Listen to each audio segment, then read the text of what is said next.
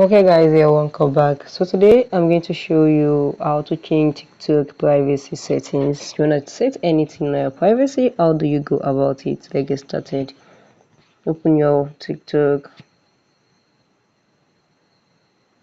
Now come to this your profile. Yeah, you come to this your three-line dot. Then click on your settings and privacy. Then click on privacy. And here you can change anything. You can privatize your account. You can change your activity light scene.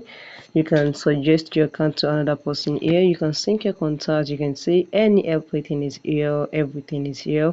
Your direct message or your comment. Who do you want to see your comment?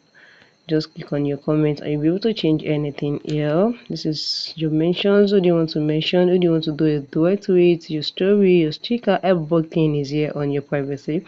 Just feel free, enter it, and you'll be able to do anything here. You can say your blog contacts, your viewers, your favorite turns, your like video, your following list. Everything is here for you to customize and do anything you wanted to do on it. That is what they call the privacy.